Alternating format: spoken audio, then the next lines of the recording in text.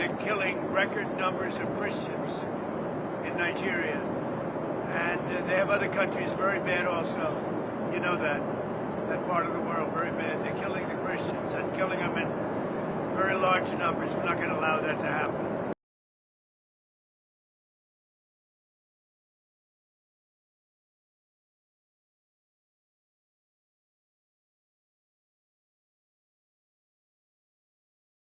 This is an incredibly complex question. Let me say this. Nigeria is a very complex country. The situation is very difficult and needs careful thought. It has religious issues involved in it. It has resource issues involved in it. It has different complexities. So I just think we need careful thinking through.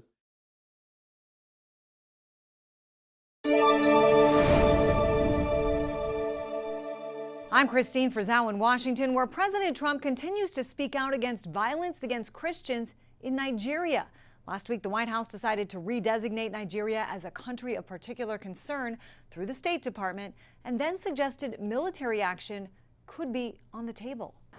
On the ground in the African country of Nigeria, an international spotlight following calls by President Donald Trump to Nigeria's government to do more to stop the persecution and killing of Christians there. Trump was asked on Sunday if he thought the U.S. military would be sent in. Could be. I mean, a lot of things I envisage, a lot of things. They're killing record numbers of Christians in Nigeria. And they have other countries very bad also. These are photos of churches burned inside the country. Over the summer, a series of horrific killings involving Christians, including in Yelwata. We've blurred the images of the bodies. There were 200 believers that were killed in one evening. Homes were locked and set on fire as people tried to escape. They were shot or attacked with machetes. And these were men, women, and children. Ryan Brown's organization Open Doors U.S., which tracks Christian persecution around the world, released this map for 2025, highlighting the highest levels of overall persecution of Christians. And while countries like North Korea, Somalia, and Yemen sit at the very top of the list, Nigeria at number 7 also has its own troubling distinction. In Nigeria in particular, more people have been killed because of their faith in Jesus over the last year than all other places in the globe combined. In Nigeria, complexities run deep. The country is evenly split between Christians and Muslims, both of whom have been targeted and killed in large numbers by violent terror groups like Boko Haram, as well as a branch of ISIS, and a group of Fulani herdsmen forced off their land because of climate change, with several reports of them driving Christian farmers off theirs using violence. Now, President Trump has also threatened to withhold aid to the country. Some critics say the president is singling out Nigeria in particular because of its president's vocal support for Palestinians in Gaza during this year's United Nations General Assembly meeting. I'm Christine Frizzau for the National News Desk. The deaths of Christians in Nigeria, especially in the country's north, has been an issue for some Christians in Nigeria for a while. It's made its way back to the American right-wing circles, to the MAGA faithful, and now to President Trump. And there are some in the country, in Nigeria, who still believe this is a problem. So for me, it's very important they come in, because this has been happening for a couple of years now. Nothing has been done. So I feel if Donald Trump said they don't want to come in, they should come in, and there's nothing wrong with that. Nigeria maintains there is no religious persecution happening in the country. What it has a problem with is terrorism from Boko Haram, from Islamic State in West African province, and from religious extremists, Islamist militants who target people, Christians and Muslims alike. And that's something that President Bola Tinubu's government has struggled to contain, even though he ran on the subject of trying to deal with that issue of terrorism. There's also an angle of the struggle for resources between farmers, who tend to be largely Christian, and herders, who tend to be largely Muslim. It's an issue that President Trump's own advisor on Africa, a Lebanese-American businessman who made his fortune in Nigeria, addressed recently. People of all religions and all tribes are dying as a result of terrorist acts, but it's very unfortunate. We even know that Boko Haram and ISIS are killing more Muslims than Christians.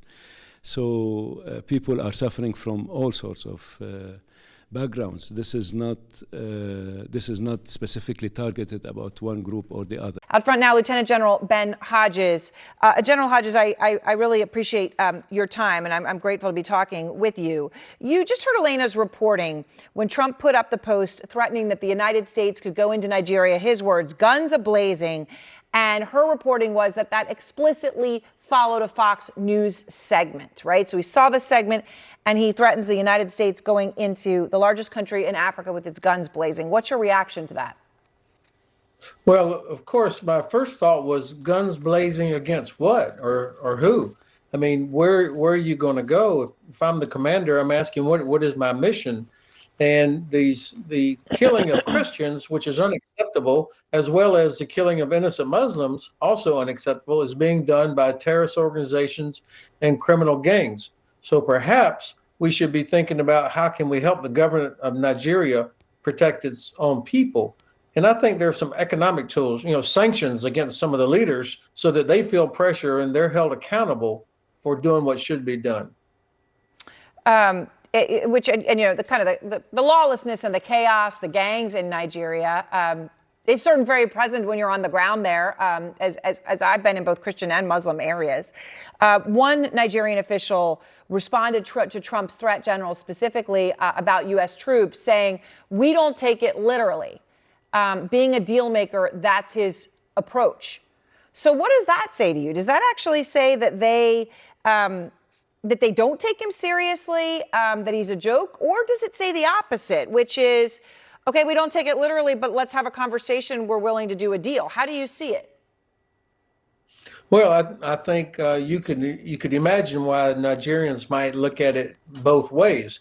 I don't think it's a good sign when the president of the United States is not taken seriously, but it is unfortunately believable that people could think that this is the president of the United States wanting some sort of a deal to gain access to Nigeria's oil or mineral resources. I mean, now that seems plausible, but I don't see any sort of a military solution for this other than helping Nigerian armed forces protect their own population. I said this came out of left field in the sense because Trump is, all of a sudden threatening Nigeria and deploying U.S. troops there when he's got a massive military buildup going on off the coast of Venezuela and has threatened to get rid of the dictator there, Maduro. Here's what he said last night in that interview on 60 Minutes. On Venezuela in particular, are Maduro's days as president numbered? I would say, yeah. I think so, yeah. So far, this is what we know, General, and we don't know a lot because there is a veil of ignorance that has been put over everything that the Trump administration is doing in Venezuela. But at least 64 people have been killed. We know of 16 known strikes on boats over the past 2 months. That's what we know of, and some of these they've been proud to put out there. But the Pentagon has intelligence suggesting that cocaine is far more likely to be trafficked from Colombia or Mexico, which is nice they're admitting that because that was very well known, instead of Venezuela. So what is the true purpose of these strikes? Is it clear to you? No, it seems to me, and of course, I, like all Americans, hate to see the flow of drugs coming into our country, killing thousands of people. But the audio and the video are not matching here. They're blowing up boats in the Caribbean coming from Venezuela, but fentanyl comes up through Mexico, and fentanyl has been the drug that they've talked about that's so terrible. And so, but the video, the ones you were just showing, that really catches your attention. And so this is the administration saying, look, we're doing something, even though the solution that they're using doesn't actually address the challenge, which then, of course, exactly as you said, because it's not clear what the objective is, it makes you start thinking this is about something else, such as potential regime change. Well, President Trump's comments painting Nigeria as anti-Christian has been met with reactions from the country's president, Bola Tinubu, who says that simply is not a reflection of his country. Also adding that his government has made concerted efforts in protecting the freedom of religion. We also heard earlier today from the WTO chief and former finance minister in Nigeria, Dr. Ngozi Okonjo-Iweala. This is what she had to say on the situation. This is an incredibly complex question. Let me say this. Nigeria is a very complex country. The situation is very difficult and needs careful thought.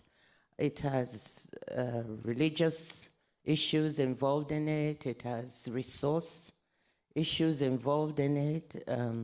It has different complexities. So I just think we need careful thinking through. Now, complex is certainly the word to describe the issue of insecurity and insurgency in the country. And even though religion is a very important fault line in Nigeria, it's not the main driver of the violence. In fact, according to reports from individuals that have been monitoring the violence over the last few years, they say more Muslims are killed in these attacks. And the reason for this is because groups like Boko Haram or other ISIS-affiliated groups carry out their attacks primarily in the northeastern part of the country. Northern Nigeria is occupied primarily by Muslims, and the south is predominantly Christian. And so this is a very multi-layered and complex issue, as was said by the WTO chief.